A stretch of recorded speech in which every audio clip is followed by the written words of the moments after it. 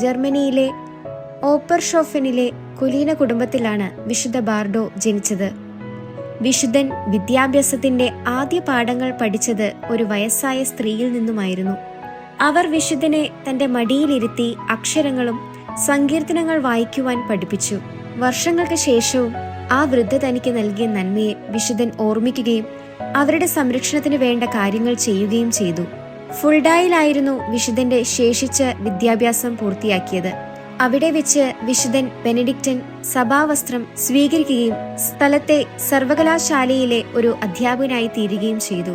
1029 വിശുദ്ധൻ പൗരോഹിത്യ പട്ടം സ്വീകരിച്ചതിനു ശേഷം ചക്രവർത്തിനിയുമായുള്ള കുടുംബപരമായ ബന്ധത്തിന്റെ അടിസ്ഥാനത്തിൽ ബാർഡോ വെർഡനാം റൂറലിലെ ആശ്രമാധിപനായി നിയമിതനായി. ഒരിക്കൽ വിശുദ്ധൻ രാജധാനിയിലായിരിക്കെ മെയിൻസിലെ മെത്രാപ്പൊലിത്ത ബാർഡോയുടെ കയ്യിൽ അധികാരവടി കാണുവാനിടയായി. ഇത് കണ്ട മെത്രാപ്പൊലിത്ത ഇപ്രകാരം പറഞ്ഞു: ആശ്രമാധിപ, ഞാൻ വിചാരിക്കുന്നത് ആ വടി നിങ്ങളുടെ കയ്യിലിരിക്കുന്നതിലും നല്ലത് എന്റെ കയ്യിലിരിക്കുന്നതായിരിക്കും എന്നാണ്.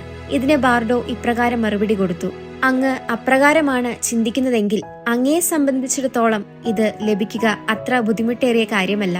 തിരികെ തന്റെ താമസ സ്ഥലത്തെത്തിയ വിശുദ്ധൻ തന്റെ ദാസനെ വിളിച്ച് ആ വടിയും മറ്റ് പദവി മുദ്രകളും നൽകിയിട്ട് അവയെല്ലാം മെത്രാപ്പൊലിത്തയ്ക്ക് സമാനമായി നൽകുവാൻ പറഞ്ഞു.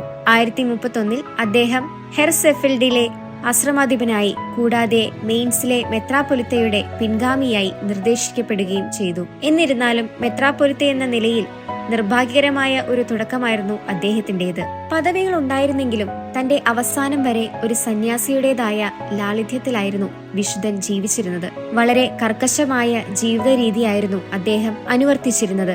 അതിനാൽ തന്നെ വിശുദ്ധ ലിയോ 9 പാപ്പ ജീവിത കാർക്കശ്യത്തിൽ കുറച്ച് ഇളവ് വരുത്തുവാൻ വിശുദ്ധനോട് ഉപദേശിക്കുക വരെയുണ്ടായി. പാവങ്ങളോടും അഗതികളോടും മൃഗങ്ങളോടുമുള്ള വിശുദ്ധന്റെ സ്നേഹം പ്രത്യേകം പരാമർശിക്കേണ്ടതാണ്. പക്ഷികളുടെ വലിയൊരു സംരക്ഷകനായിരുന്നു വിശുദ്ധൻ. അപൂർവ ഇനത്തിൽപ്പെട്ട പക്ഷികളെ വിശുദ്ധൻ ശേഖരിക്കുകയും അവയെ സംരക്ഷിക്കുകയും ചെയ്തു. തന്റെ രൂപതയിൽ വിശുദ്ധ ബാർഡോ വളരെ കർമ്മോത്സുകനായിരുന്ന അജപാലകനായിരുന്നു.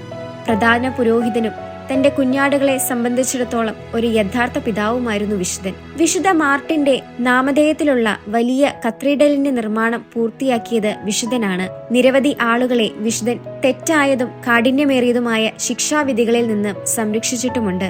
മദ്യപാനം തുടങ്ങിയ ദുശ്ശീലങ്ങളെ വിശുദ്ധ ബാർഡോ അതിയായി വെറുത്തിരുന്നു. ജനങ്ങളെ, പ്രത്യേകിച്ച് യുവാക്കളെ, ആത്മനിയന്ത്രണത്തിന്റെയും അച്ചടക്കത്തിന്റെയും ക്ഷമയുടെയും ആവശ്യകതയെക്കുറിച്ച് വിശുദ്ധൻ ഉപദേശിക്കുമായിരുന്നു. 1053 മെയിൻസിൽ വെച്ച് അദ്ദേഹം കർത്താവിൽ നിദ്ര പ്രാപിച്ചു. ആഗോള കത്തോലിക്ക സഭ ജൂൺ 10 വിശുദ്ധന്റെ ഓർമ്മ തിരുനാളായി ആഘോഷിക്കുന്നു.